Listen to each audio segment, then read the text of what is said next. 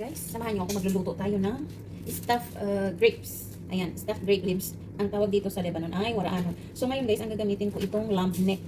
Ayan. So, hugasan muna natin siya. Na-slice na ito guys. Ayan siya oh. Ayan, pina-slice ko siya ng mga ganyang size. Ayan. Di ba hindi mo akalain na liig siya guys.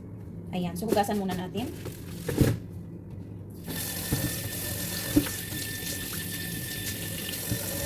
Ayan, sabihin natin dito. Ayan. So, kung makikita nyo guys, dyan sa mga pinakaunang video ko, meron na akong upload ng waraanan for stuffed grape leaves. Pero iba ang ilalagay doon. Ang ilalagay na pang ilalim doon guys ay lamb ribs or yung lamb feet. Yung paa ng lamb. So, ngayon, first time natin ilalagay ito. Ito-try natin kung okay siya.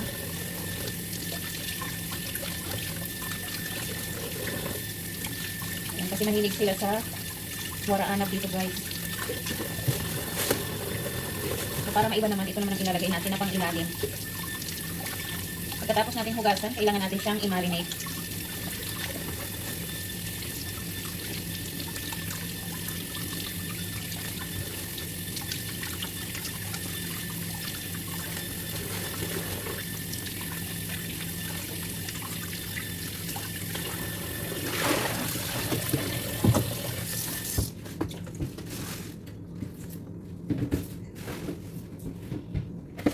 Ayan guys, ito na siya. I-marinate na natin. So ayan guys, kailangan natin ng malaking bowl. Ilagay natin dyan yung ating lamb neck. Ayan, so marami siya. 2, 4, 5, 6. 8 piraso guys. 8 piraso yung ating lamb neck. Ayan, so kailangan natin ng salt. 1½ teaspoon ito. Cinnamon powder, 2 teaspoon. 1/2 teaspoon nutmeg powder, 1 teaspoon sweet pepper, at syempre kailangan natin ng white wine, 1 cup na white wine, 3/4 cup na olive oil. So ayan ang ating pang marinate guys. I-marinate natin siya the whole night. Ayan, para mas malasa. After ng marination niya, ipa-fry muna natin bago natin ilagay sa kaldero na paglulutuan natin. Ayan, so ito ang gagawin natin pang ilalim bago ilagay yung stuffed grape leaves. Ayan. So, ilagay lang muna natin. I-refrigerate natin siya ng buong gabi, guys.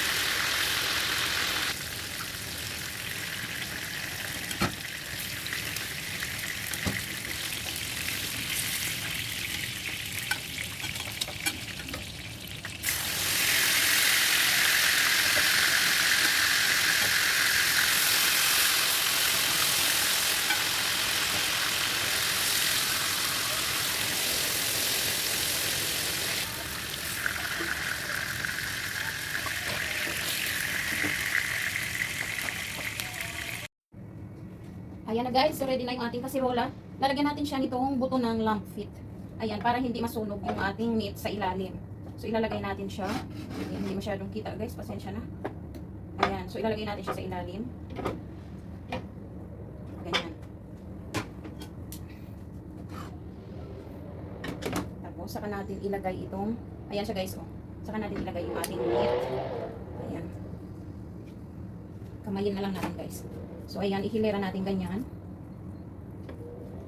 Marami itong gagawin ko guys kasi pang 3 bahay ito. So paghahati-hatiin natin sa 3 bahay. Ayan. Ayan, kapag ano na siya guys, kapag medyo kumulo na ito, pag inumpisa na natin, medyo bababa naman yan. Sa ngayon, parang mataas pa siya kasi half cook lang naman itong pagkaprito natin ng meat. Ayan siya, oh.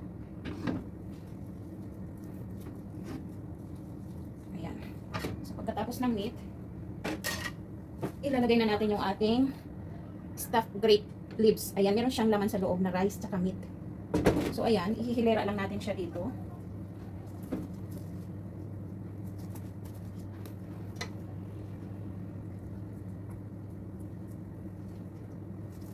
Ayan, matrabaho lang kasi ito guys, pero masarap siya.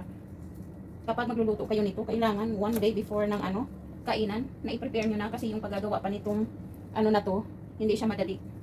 Maki-oras siya guys. Ayun, kung first time mong gagawa, parang aantukin ka pa guys. Pero kapag nasanay ka na, ayan, madali na lang siya.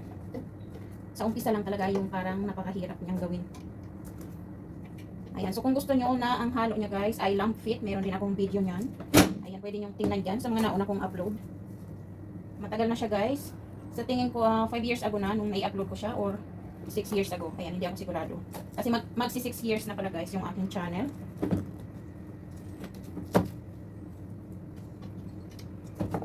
Ayan, so frozen ito guys. Frozen ito kasi ginawa na namin siya bago pa lutuin para ready na nga kapag magluluto ako. Nag-i-stack na talaga ako sa freezer kasi nga hindi siya madaling gawin guys. So ayun, medyo mahirap ang kunin kasi frozen pa siya.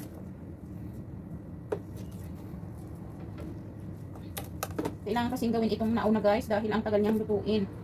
Ayan. 6 to 7 hours, minsan nga 8 hours pa. Depende sa dahon na nagamit nyo guys. Kung yung dahon malambot pa, mas maganda pag ganun ang nakuha yung dahon. Minsan kasi may mga dahon na nabibili na matured na yung dahon guys.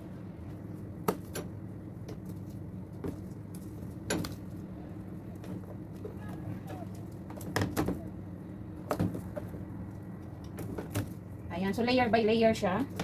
Pagkatapos natin malagyan lahat, lalagyan naman natin siya ng garlic.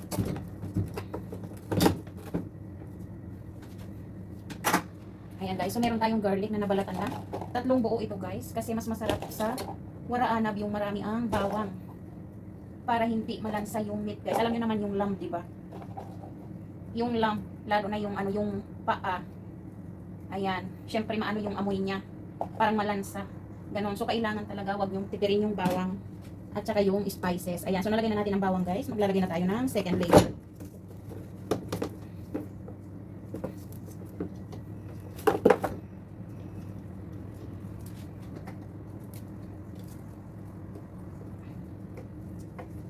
Ayan. So, paikot yan. Pabilog yung paglagay natin. Hindi basta-basta ilagay nyo lang. Kailangan talaga i-layer-layer niya siya para maayos pag naluto. Ayan. So, 3 layers ang gagawin ko guys. Sakto yan para sa 3 bahay.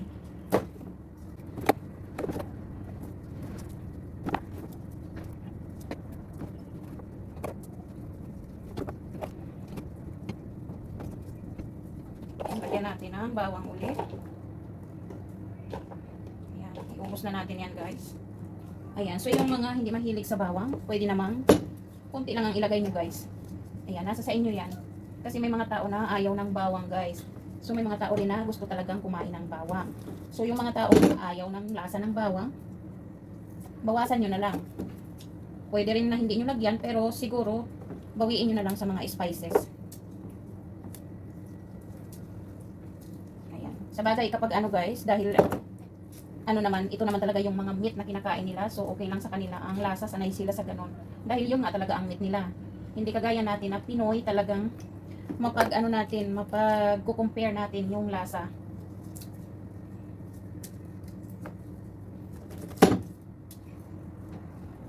Ayan. So, pag natapos natin ito guys, ang isasabaw natin ay sabaw ng lamb. Sabaw ng lamb meat or lamb broth guys. Ayan. Kung merong beef broth, meron din namang lamb broth kapag naglaga kayo ng mga buto-buto. Ayan, yun ang masarap na isabaw dito.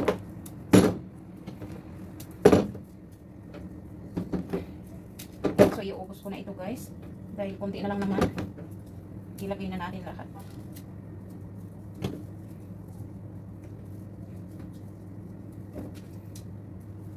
Ayan.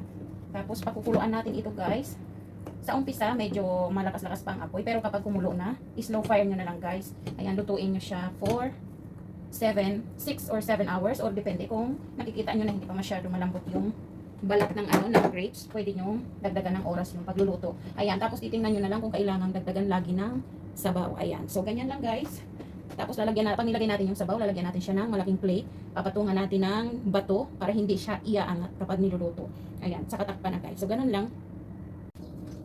So ayan na guys. Ilagay na natin yung sabaw ng lamb.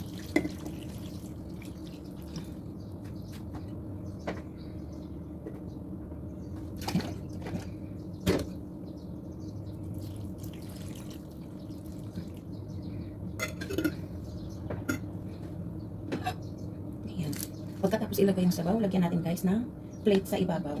Ayan, ganyan siya. Tapos patungan natin ng bato. Ayan, syempre balutin nyo ng aluminum foil para malinis. At saka natin takpan. Ayan.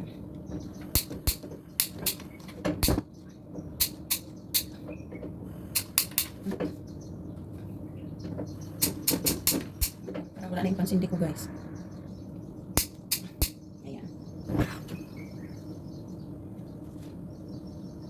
So, ayan, hayaan muna natin siyang kumulo. Kapag kumulo na, pahinaan na natin yung apoy, guys. So, ganyan lang po.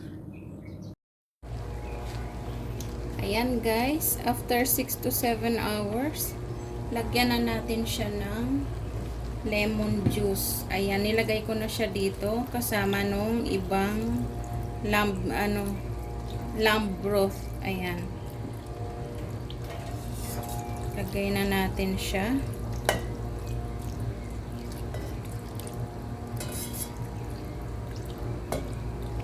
Ayan. So guys, kayo na ang magtansya niyan kapag kayo ang magluluto kasi depende naman sa dami yung ilalagay nyong lemon.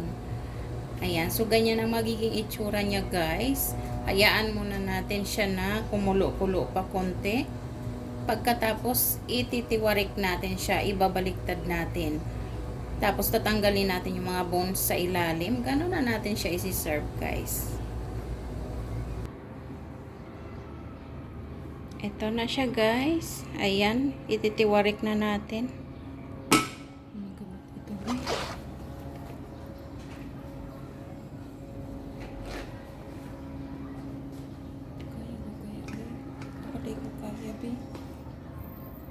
Tama?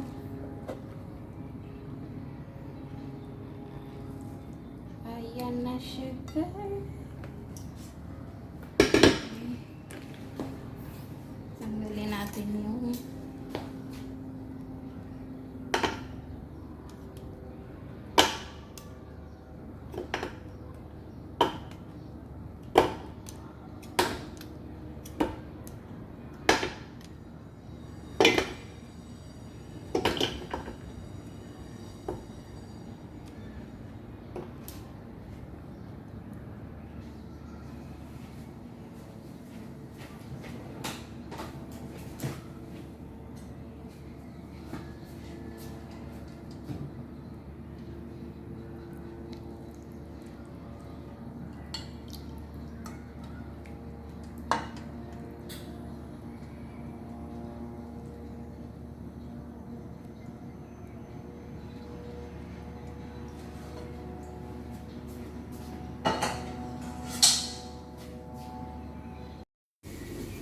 ayan na guys, isi-serve na natin.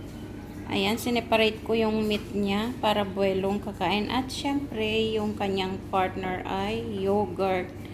Ayan guys. So, ready na. I-serve na natin.